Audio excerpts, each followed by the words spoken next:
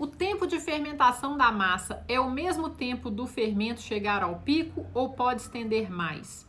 Essa pergunta é muito boa. Vamos lá. A gente considera o tempo do fermento e o tempo de fermentação da massa como um parâmetro. Ou seja, meu fermento demora 4 horas para chegar no pico, então significa que o meu tempo de fermentação da massa pode também demorar 4 horas. Isso se eu estiver trabalhando nas mesmas condições em que o fermento cresceu. Então, por exemplo, se eu estiver trabalhando na mesma temperatura ambiente, usando as mesmas farinhas, usando o mesmo percentual de alimentação, né, da minha massa, por exemplo, eu uso lá 30% de isca para alimentar o meu fermento e eu estou usando 30% de fermento na minha massa de pão. Então, muito provavelmente, o tempo de fermentação da massa e do fermento, eles vão ser praticamente os mesmos, desde que eu esteja trabalhando na mesma temperatura ambiente, usando as mesmas farinhas, por exemplo.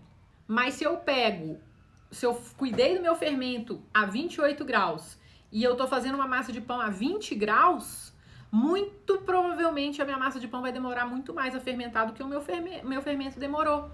Por quê? Porque tá muito mais frio. Então, assim, não leve essas informações a ferro e fogo, considere o ambiente, considere os parâmetros, considere o que você está fazendo, considere a sua receita de pão.